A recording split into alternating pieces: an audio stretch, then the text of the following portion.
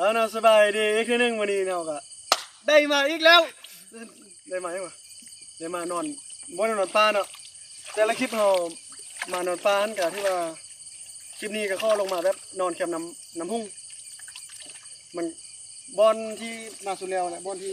มา5 ป่าสุดแล้วแต่ว่าบ่ได้ให้คลิปตอนนั้นตอนนี้มานอนนี้นำประมาณ8 คนมานำกันนี่เนาะคือว่ามาตอนค่ำแล้วบ่ได้เปิดคลิปแต่อยู่บ้านถ้ามาเปิดคลิปตอนอยู่นี้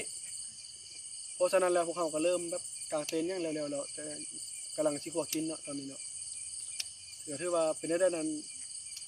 ติดตามตอนต่อไปคือว่าตอนนี้เขาก็ได้เริ่มพากันขัวกินแล้วเนาะปีลูกชิ้นนี่ซื้อมาแต่บ้านเรียกบังหน้าดูโคมไฟยังบังหน้าใช่ไหมแจ็คสเปโร่เรียกมานี่เนาะเต็นที่เขาพากันสินอนมื้อแรกนี้ขันนำขึ้นนี่ท่วมคอเลยกูว่าทีมงานพวกนึงว่างานนี้เขาจัดไปแบบเบาๆอาหารเช้าของเขาก็คือข้าวจีปาเต้เนาะมื้อเนาะจักหานบุ้งแถวๆบ้านนั่นแหละนี่ก็คือน้ำเนี่ยซื้อเขาคนนึงหน่อยมีปิ้งเป็ดนั่นปิ้งเป็ดครั้งนึงว่าจัดไปตอนนี้เขาก็ถึงว่าได้มาปิ้งแล้วเนาะเดี๋ยวงานนี้ก็ถึงว่าได้มาปิ้งแล้วบ่ได้เอาใส่ให้มันได้เด้อใส่บีบทั้ง ใส่ที่คอมเลยตอนนี้ก็ถือว่าได้ควรกินสำเร็จแล้วเนาะเขาก็กินแล้วนอกจากนี้เขาก็สิกินแล้วเนาะทีมงานเขาถือว่าหิ้วมาหลายปีแล้วก็มึง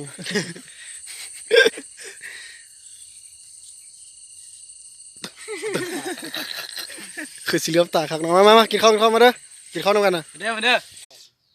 นอนสบายดียามเช้าอีกเทื่อนึงใน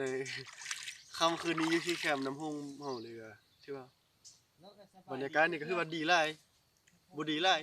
ดีแท้ๆเนาะ คือว่าที่บ้านเฮาก็พากันบ่ตื่นบ่เทื่อ2 คนยังนอนอยู่แล้วอย่างนี้ก็สิได้ต้มกาแฟกินชิวๆขนาดเลยผู้ใดบ่มาบ่รู้สึกว่ามันบรรยากาศมันใดหรือบ่ใดเนาะเพราะกล้องบ่ถ่ายมันก็คือว่าเนี่ยมันบ่ทันได้คมชัดไปได้นั้นตัดตอนไปต่อไปเลยเนาะ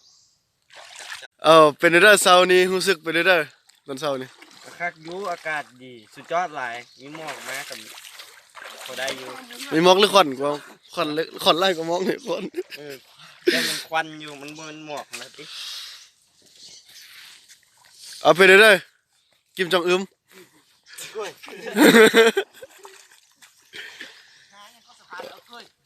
ที่ว่า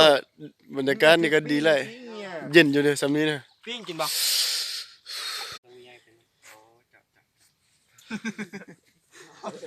จักตื่นจัก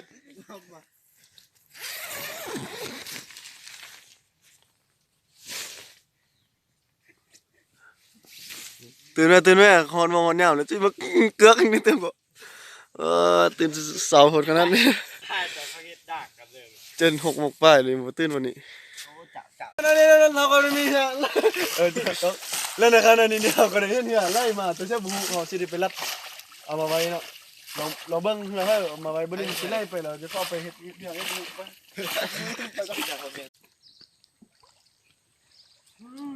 เดี๋ยวได้หันแล้วแล้ว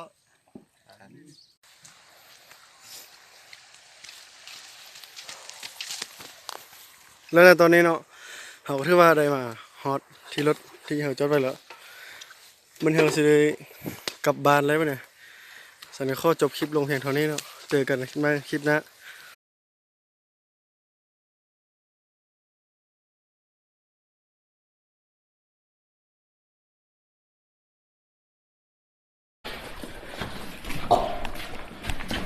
และในตอนนี้นะฮะเดี๋ยวที่ว่าเขามา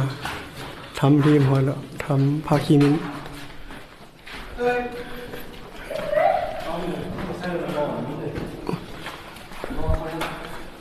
คือว่าฟ้าพนังเลยกันเดี๋ยวได้ก็มีเนาะฟ้าทำ ำเลยครับงู มึงเวลาย่องไฟใช่มันจะเป็นเลื่อมเลยเนาะเป็นเลื่อมเลยแบบนี้นี่คือว่านำย่อยนำฮิตปูนย่อยเลยย่องไฟใช่มันจะเลื่อมใกล้เลย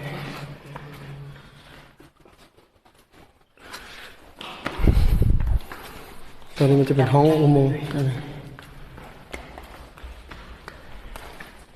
ปกติมันจะมีเจียเลยแต่พอเขามาช่วยเราโมนี่1 โมง 2 โมงปกติจะมาแต่เช้าเลย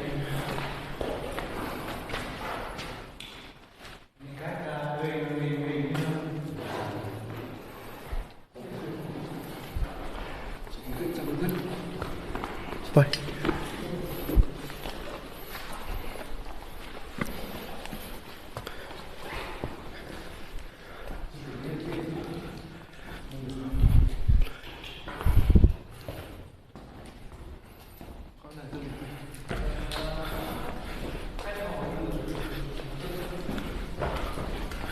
มามันจะมีเป็นแบบเป็นซันขึ้นไปเนาะ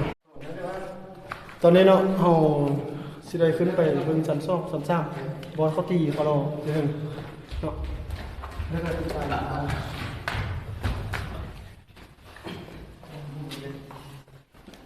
ตอนนี้เราจะได้ขึ้นไปแล้วเนาะ แล้วแต่ตอนนี้เรามาฮอดชั้น2แล้วก็ถือว่าบ่มีสัญญาณเลยเน็ตให้เบอร์โทรให้บ่เลยบ่มีสัญญาณกันเลย ติดต่อหาโลกภายนอกบ่ได้เลยเนาะเดี๋ยวนี้คือว่าสิขึ้นไปเบิ่งซ้ำๆบ่ตีก็รอเนาะไปนี่นะตอนนี้ครับเลยดึงกันขึ้นมันขึ้นมันแคบเลย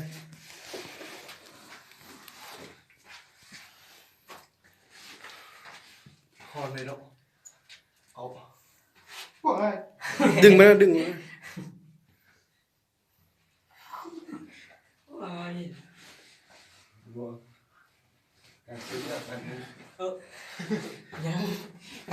จองดึงมือมันไหมดึงมือมันเลย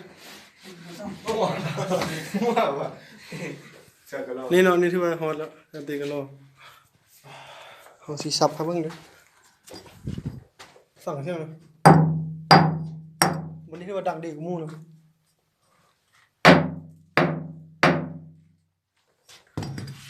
วันนี้เลยขึ้นไป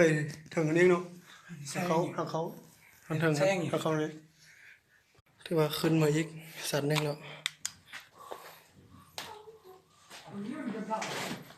ขึ้นมาขึ้นไปชั้นลงก็ถึงอีก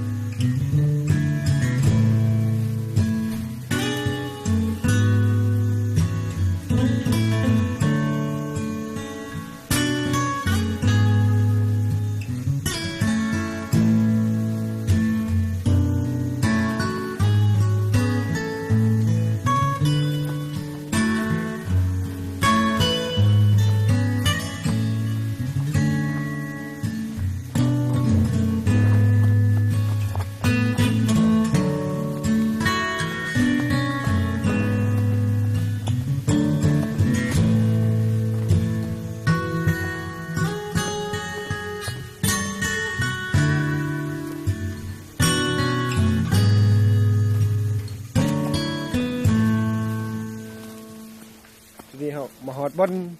จนรถแล้วเนาะนี่ใช่ทีมงานของเขา ถือว่าเมื่อยได้ ไม่เนี่ยก็อนุญาตปิดคลิปจบของเขานี่เด้อ